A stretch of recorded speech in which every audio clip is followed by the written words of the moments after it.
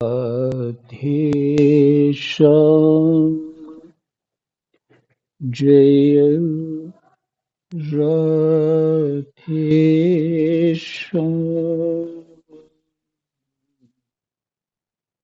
राधेश्याम।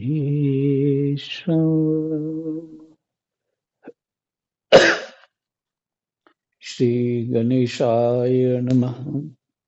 श्री सीतारामाभ्यां नमः। श्री हनुमते नमः। श्री उमापतये नमः। श्री गुरुवे नमः। सब संतन की जय जय। जय जय सीताराम राधेश्याम।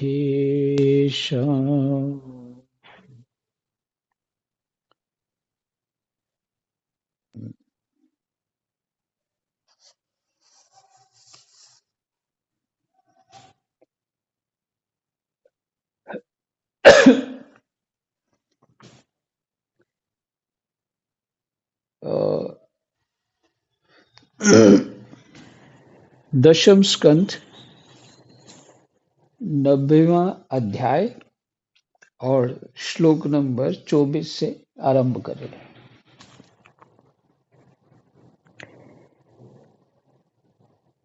कृष्णाय वासुदेवाय हरये परमात्मने प्रणतः क्लेशनाशाय गोविंदाय नमो नमः।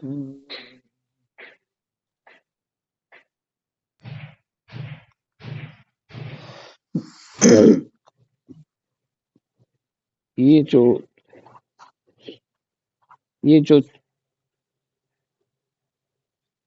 चर्चा हो रही है, ये शब्द रानियां जो हैं भगवान की, वो कह रही हैं। तो प्रसंग ये था कि भगवान पास हैं, फिर भी विरह हो रही है। तो कहती हैं, हंस आओ आओ, भले आए स्वागत है। आसन पर बैठो, लो दूध पियो। प्रिय हंस, श्याम सुंदर की कोई बात तो सुनाओ। हम समझती हैं कि तुम उनके दूत हो। किसी के वश में ना होने वाले श्याम सुंदर सकुशल तो है ना? अरे भाई, उनकी मित्रता तो बड़ी अस्थिर है।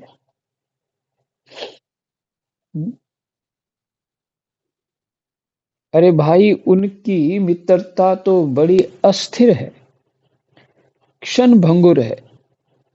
एक बात तो बतलाओ, उन्होंने हमसे कहा था कि तुम ही हमारी परम प्रियतमा हो। क्या अब उन्हें ये बात याद है? जाओ जाओ, हम तुम्हारी अनुनय विनय नहीं सुनती। जब वे हमारी परवाह नहीं करते तो हम उनके पीछे क्यों मरें? शूद्र के दूत, हम उनके पास नहीं जाती। क्या कहा? ये अपने आप से ही बात करी जा रही है। तो हंस आ गया होगा और उससे अपनी जो मनस्थिति है वही प्रकट हो रही है। हम उनके पास नहीं जाती। क्या कहा? वे हमारी इच्छा पूर्ण करने के लिए ही आना चाहते हैं। अच्छा, तब उन्हें तो यहाँ बुला लाना, हमसे बातें कराना, परंतु कहीं लक्ष्मी को साथ ना ले आना।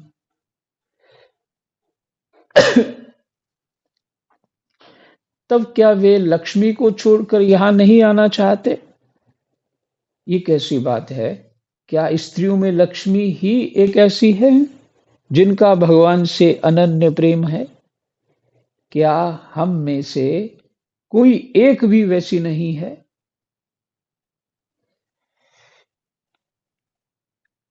हाँ,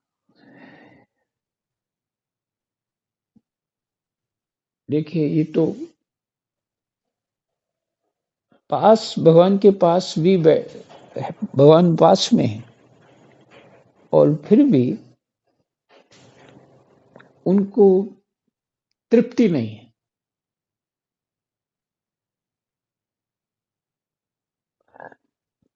और भगवान को चाहती, ये मनोदशा जो है उच्च स्तर के भक्त की है।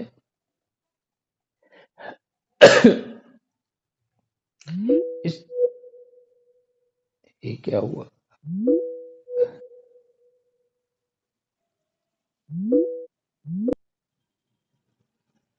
हाँ जी, ये दशा जो है उच्च स्तर के भक्त की है। वस्तुतः हम सबको यही चाहिए।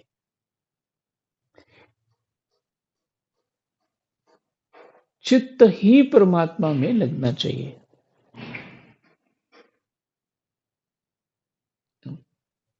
उनकी तो खैर उन रानियों की तो देह भी दिव्य है, लेकिन चित्त ही लगना चाहिए। और फिर भी वो बताइए, ऐसी सुंदर दशा जो है,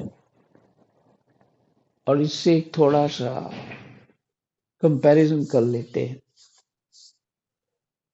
इस दशा और संसार का। जो हमारी दशा है बिल्कुल इसके विपरीत है, और ये दशा चित्तमयी होनी है, तो हमारी चित्तमयी है।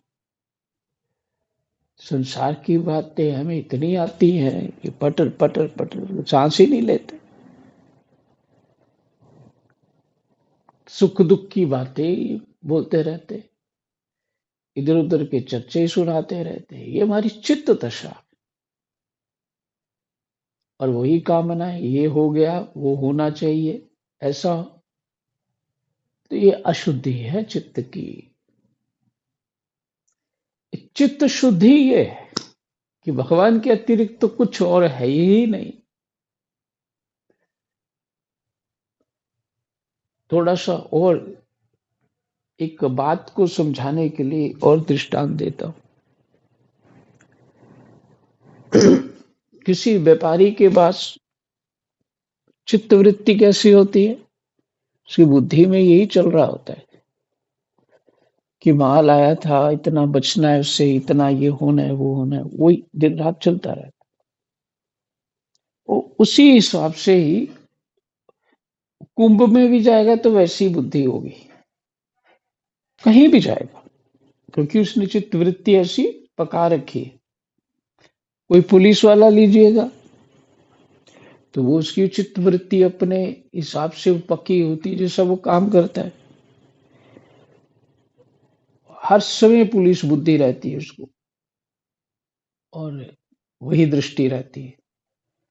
मेरे पास कुछ आते हैं वहां तो बातचीत करता हूँ, तो कहते हैं कि दूसरों के दोष देखते देखते बुद्धि वैसी हो जाती है, हम ही दोषी हो जाते हैं। माने चोर देखते देखते हम ही चोर हो जाते हैं। पता है कि किसी की खिड़की उन्होंने खोल करके किसी तरीके से वो चोरी कर ली, तो हम अपने घर की खिड़की ठीक कराने लग जाते हैं। इस तरह से बहुत सारी बातें। तो भेद है ना, वो व्यापारी का और पुलिस वाले का, उसी तरह आर्मी वाले का, उसी तरह किसी साधु का। वृत्तियां देखिए, जिसमें पक गई उसकी वृत्तियां। इस तरह तमाम किसान कैसा होता है, कोई जो अलग अलग तरह की वृत्तियां हैं जो संसार में एक ही काम करते रहते हैं, उसमें पक जाती है।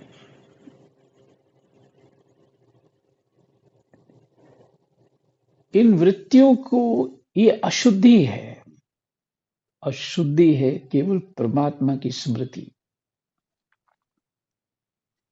इसलिए योग क्या सहायता करता है? योगा चित्त वृत्ति निरोधा। पहले तो चित्त की वृत्तियों का निरोध कर दो, योग से सहयोग मिलता है। ये प्राणायाम इत्यादि से सहयोग मिलता है। फिर जाके यदि भक्ति जागृत हो जाए भगवान की कृपा से, तो भक्ति में यही दशा चाहिए जैसे इन रानियों की है। और जब वेदांत के चिंतन के अनुसार तो वो अपने आप को ही भूल जाता है, आत्म तत्व तक पहुंच जाता है।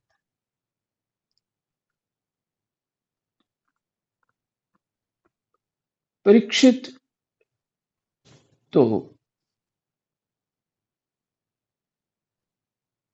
ये एक, देखिए, क्या बात है, सौतिया भाव लक्ष्मी से कर रही हैं, क्योंकि लक्ष्मी को मत लाना, लक्ष्मी नहीं चाहिए हमें। तो क्या हम में से कोई एक भी वैसी नहीं है जो लक्ष्मी के समान हो? परीक्षित श्री कृष्ण पत्नियां योगेश्वरेश्वर योगरे योगेश्वर ईश्वर भगवान श्री कृष्ण में ऐसा ही अनन्य प्रेम भाव रखती थी। अनन्य प्रेम भाव, चित्त में कुछ और आता ही नहीं।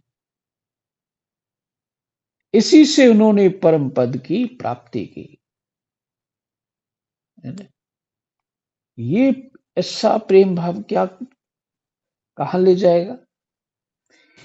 वेदांती तो ब्रह्म स्वरूप होने का प्रयास कर रहा है, वो तद्रूप हो जाएगा। और भक्ति से भगवान स्वरूप ही हो जाएंगी। जिसका चिंतन करते हो वही हो जाते हो, जिसका चिंतन करते हो, दिन रात जो चिंतन चलता है वही हो जाते हो। ये सुख की बात है, ये ये समझ आ जाना है, सुख की बात है। यदि भक्ति ज्ञान सत्संग प्राप्त है तो, और यदि उसमें मन नहीं लग है तो फिर दुख की बात है, डरावनी बात है कि हमारा चित्त कहाँ किन गतियों में चला जाएगा, कोई पता नहीं। कब ये पकड़ प्राप्त होगी, कब सत्संग प्राप्त होगा, परमात्मा की भक्ति प्राप्त होगी, कोई पता नहीं। एक थॉट मुझे दोपहर को आया था, इस बात जो बात कर रहा हूं उससे संबंधित है वो। उनके गुरु के पुत्र संदीपनी महर्षि की जो पुत्र थे वो मर गए थे समुद्र में डूब करके, और दक्षिणा रूप में उनकी माता ने कहा गुरु से पुत्र मांगो, तो ठीक है बोला भगवान को। भगवान कहाँ गए? संजीवनी पुरी। कौन सी? धर्मराज की पुरी, वहां से ले आए। और जो ब्राह्मण का पुत्र नहीं मिले थे, जो पीछे भी कथा सुनी आपने, तो सब जगह खोजा, वरुण के जहां और लोकपालों के जहां खोजा, संजीवनी पुरी भी खोजा, और कहीं नहीं मिले। तो फिर भगवान लोकालोक पर्वत के परे गए, वो अर्थात किसी दूसरे यूनिवर्स ही कह लीजिए में गए, और वहां पे उन्होंने लाया उसे। वो ब्राह्मण का सभी पुत्र ले आए वहां से। जो अर्जुन ने शपथ ली थी, उसकी बात कर रहा हूं। अर्थात इससे ये सिद्ध होता है कि हम मरने के बाद कहीं ना कहीं पड़े रहते हैं। इससे सिद्ध हो रहा है।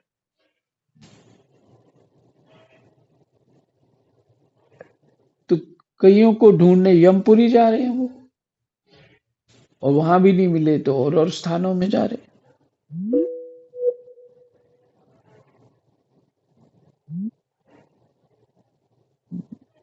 जी, आवाज आ रही है? हाँ जी जी महाराज महाराज जी। जी। जी, महाराज जी आ रही तो, है। तो इससे अर्थ ये हुआ, इससे ये अर्थ हुआ कि ये तो भगवान ले आए, और फिर वो जब सब देख ही लिया उनके पुत्रों ने, तो भजन ही करेंगे, क्या करेंगे और, क्योंकि सबका दर्शन हो गया मृत्यु के बाद। तो ये कथा प्रसंगों से अपना विवेक जागृत करना है, और समय रहते हुए अपने चित्त को पूर्ण रूप से परमात्मा में लगा देना। और सबसे उत्तम उपाय है भगवान की कथा इत्यादि सुनते रहें, सुनाते रहें, अथवा पढ़ते रहें, पढ़ाते रहें। हाँ? मुझे ये बात अब बहुत अच्छी तरह समझ में आ रही है कि मैंने बहुत सारे महापुरुषों को देखा, ग्रंथ लेके बैठे रहते, कभी कुछ पढ़ रहे हैं, कभी कुछ पढ़ रहे हैं, ऐसे खोज करे जा रहे हैं, और चित्त वृत्ति वैसी बना ली है। नहीं तो संसार की वृत्ति घूमती रहेगी ना। अगर हम नहीं पढ़ेंगे, शास्त्र नहीं सुनेंगे, तो वृत्ति में क्या चलेगा? और जगत बैठे बैठे कुछ ना कुछ सोचते रहेंगे, और बिना पूछे सलाह देने लग जाएंगे। ये और बीमारी है। अपना एक्सपीरियंस जरूर दूसरे को बताना है। तो ये ठीक नहीं है, बिल्कुल ठीक नहीं है। कोई भी व्यक्ति किसी दूसरे का सुधार नहीं कर सकता।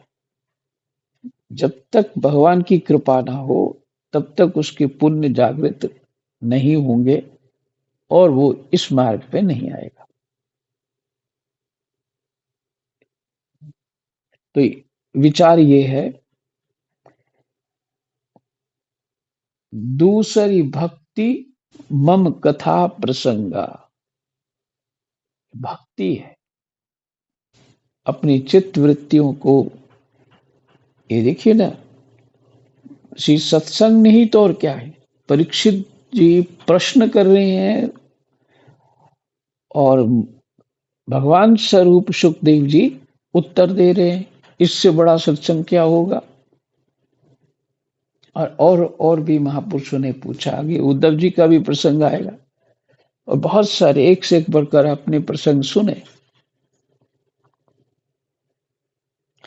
आप रामायण पढ़िए, गीता पढ़िए, भागवत पढ़िए, योग विशिष्ट पढ़िए, इस तरह के सात्विक और तात्विक ग्रंथ पढ़िए।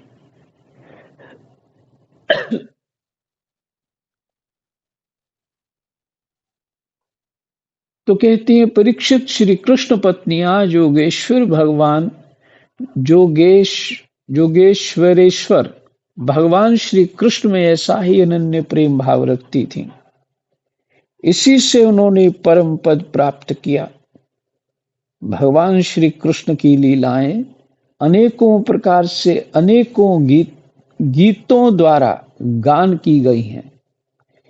वे इतनी मधुर, इतनी मनोहर हैं कि उनके सुनने मात्र से स्त्रियों का मन बलात् उनकी ओर खिंच जाता है।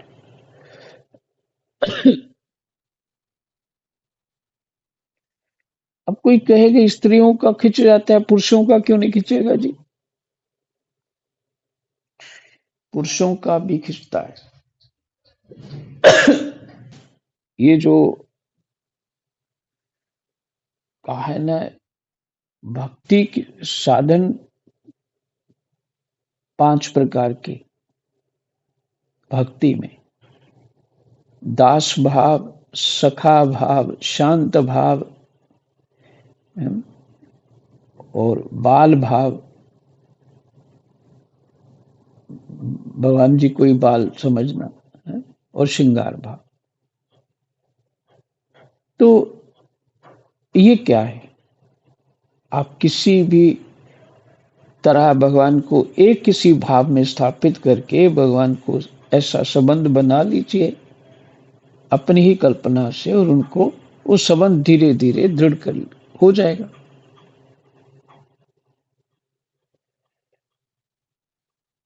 इससे सिद्ध होता है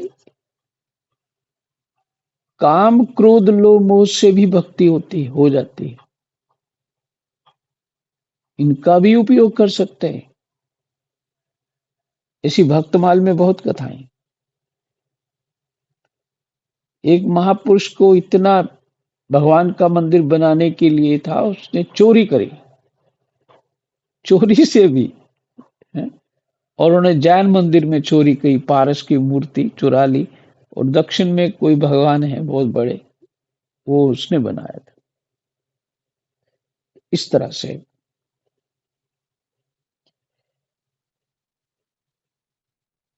तो चित्त वृत्ति परमात्मा में लगानी। भगवान श्री कृष्ण की लीलाएं अनेकों प्रकार से अनेकों गीतों द्वारा गान की गई हैं। वे इतनी मधुर, इतनी मनोहर हैं कि उनके सुनने मात्र से स्त्रियों का मन बलात् उनकी ओर खिंच जाता है। फिर जो स्त्रियां उन्हें अपने नेत्रों से देखती थीं, उनके संबंध में तो कहना ही क्या है। जिन बड़भागिनी स्त्रियों ने जगत गुरु भगवान श्री कृष्ण को अपना पति मानकर परम प्रेम से उनके चरण कमलों को सहलाया, उन्हें नहलाया, धुलाया, खिलाया, पिलाया, तरह तरह से उनकी सेवा की, उनकी तपस्या का वर्णन तो भला किया ही कैसे जा सकता है।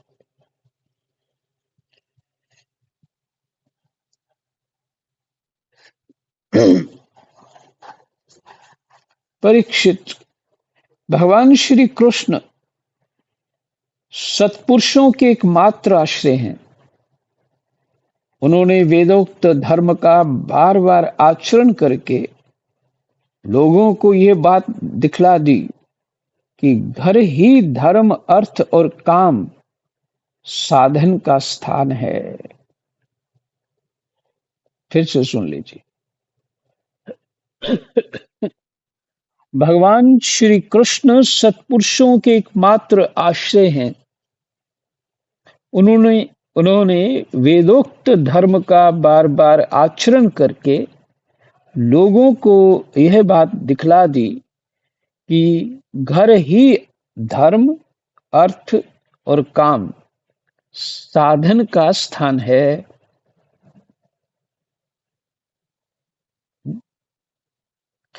अच्छा, धर्म करेंगे तो उसका फल है वैराग्य। अर्थ मैंने सब प्रकार की संपत्ति, और काम जो शब्द है इच्छा पूर्ति के लिए आता है। इसलिए वे गृहस्थोचित श्रेष्ठ धर्म का आश्रय लेकर व्यवहार कर रहे थे।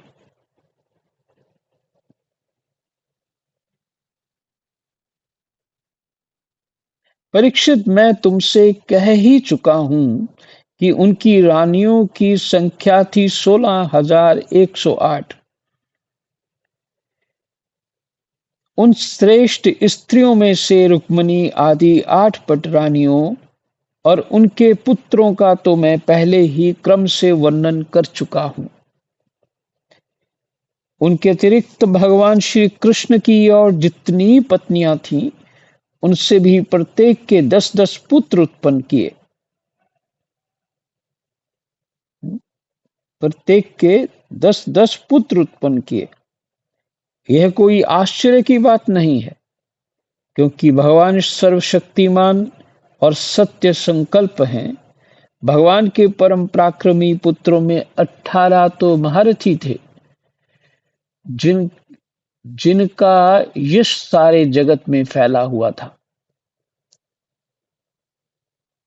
उनके नाम मुझसे सुनो: प्रद्युम्न, अनिरुद्ध, दीप्तिमान, भानु, सांब, मधु, बृहद्भानु, चित्रभानु, वृक, अरुण, पुष्कर, वेदबाहु, श्रुतदेव, सुनंदन, चित्रबाहु, वीरू, कवि और न्यायग्रोध।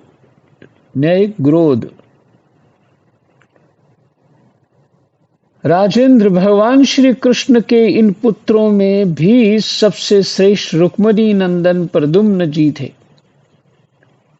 वे सभी गुणों में अपने पिता के समान ही थे। महारथी प्रद्युम्न ने रुक्मी की कन्या से अपना विवाह किया था।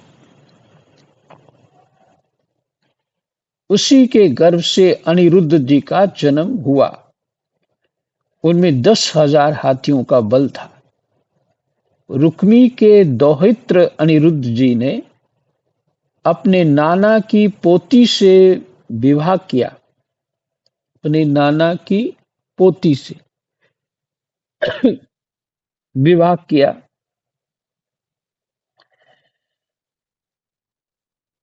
उसके गर्भ से वज्र का जन्म हुआ। ब्राह्मणों के शाप से पैदा हुए मूसल के द्वारा यदुवंश का नाश हो जाने पर एकमात्र वे ही बचे रहे। कौन? वज्र।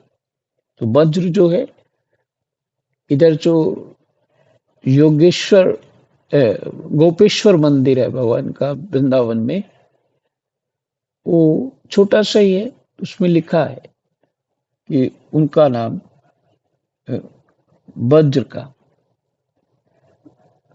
और वज्र ऐसे राजा थे कि उनकी प्रजा ही नहीं थी।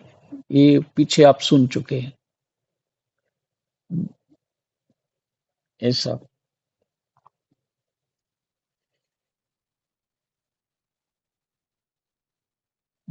वज्र के पुत्र हैं प्रतिबाहु, प्रतिबाहु के सुबाहु, सुबाहु के शांतसेन और शांतसेन के शतसेन। परीक्षित, इस वंश में कोई भी पुरुष ऐसा ना हुआ जो बहुत सी संतान वाला ना हो तथा जो निर्धन, अल्पायु और अल्प शक्ति हो। वे सभी ब्राह्मणों के भक्त थे। परीक्षित, यदुवंश में ऐसे ऐसे यशस्वी और पराक्रमी पुरुष हुए जिनकी गिनती भी हजारों वर्षों में पूरी नहीं हो सकती। मैंने ऐसा सुना है कि यदुवंश के बालकों को शिक्षा देने के लिए 3,88,00,000 आचार्य थे। ऐसी स्थिति में महात्मा यदुवंशियों की संख्या तो बताई ही कैसे जा सकती है। स्वयं महाराज उग्रसेन के साथ एक नील के लगभग सैनिक रहते थे। ये तो बहुत ज्यादा संख्या होगी, कल्पना से परे होगी। एक नील, अरब, खरब, फिर नील। संख्य के बाद नीला, फिर संख्य भी होता है। संख्य के बाद नीला आता है कि पहले आता है? ऐसे समय क्या होगा? परीक्षित, प्राचीन काल में देवासुर संग्राम के समय बहुत से भयंकर असुर मारे गए थे। वे ही मनुष्यों में उत्पन्न हुए और बड़े घमंड से जनता को सताने लगे। उनका दमन करने के लिए भगवान की आज्ञा से देवताओं ने ही यदुवंश में अवतार लिए। परीक्षित, उनके कुलों की संख्या 101 थी। ये देवता थे सभी। वे सब भगवान श्री कृष्ण को ही अपना स्वामी एवं आदर्श मानते थे। जो यदुवंशी उनके अनुयायी थे, उनकी सब प्रकार से उन्नति हुई। यदुवंशियों का चित्त इस प्रकार भगवान श्री कृष्ण में लगा रहता था कि उन्हें सोने, बैठने, घूमने, फिरने, बोलने, खेलने और नहाने, धोने आदि कामों में अपने शरीर की भी सुधि न रहती थी।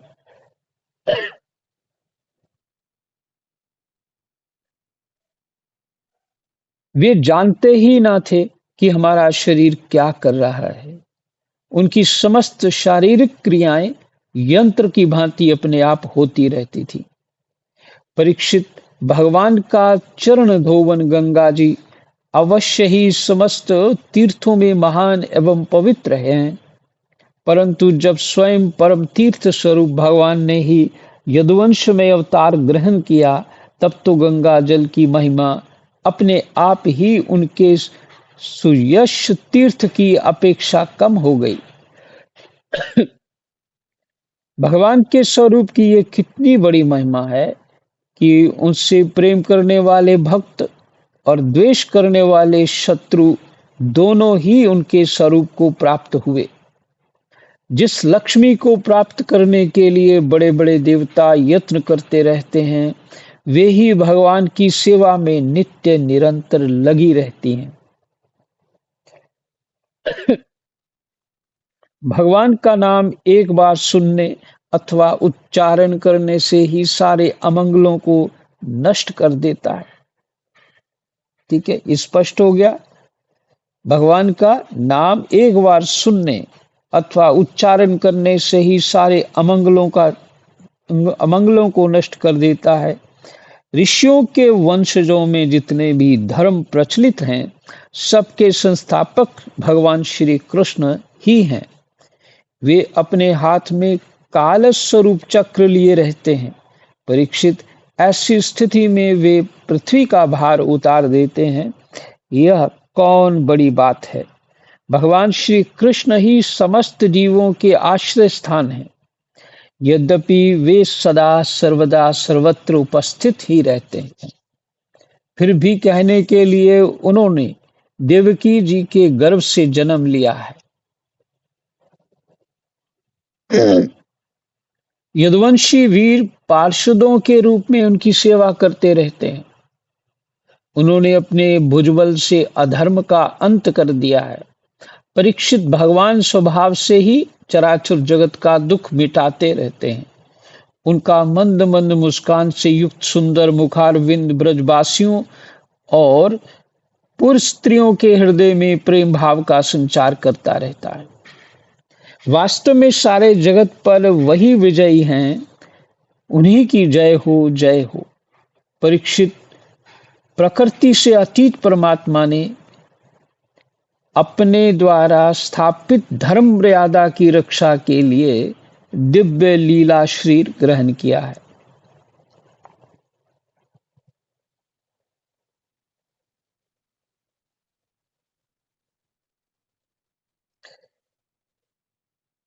और उसके अनुरूप अनेकों अद्भुत चरित्रों का अभिनय किया है। उनका एक एक कर्म सुमरण करने वालों की कर्म बंधनों को काट डालने वाला है। जो यदुवंश शिरोमणि भगवान श्री कृष्ण के चरण कमलों की सेवा का अधिकार प्राप्त करना चाहे, उसे उनकी लीलाओं का ही श्रवण करना चाहिए। परीक्षित, जब मनुष्य प्रतिक्षण भगवान श्री कृष्ण की मनोहारिणी लीला कथाओं का अधिकाधिक श्रवण कीर्तन और चिंतन करने लगता है, तब उसकी यही भक्ति उसे भगवान के परम धाम में पहुंचा देती है।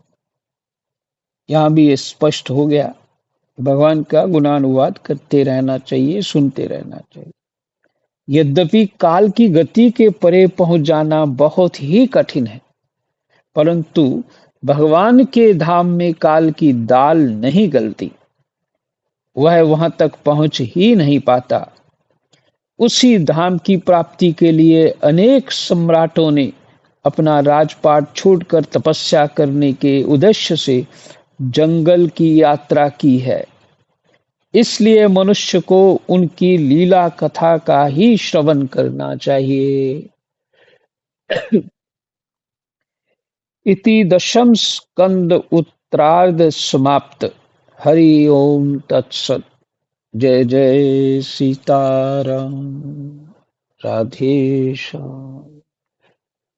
कृष्णाय वासुदेवाय हरये परमात्मने प्रणतक्लेशनाशाय गोविन्दाय नमो नमः।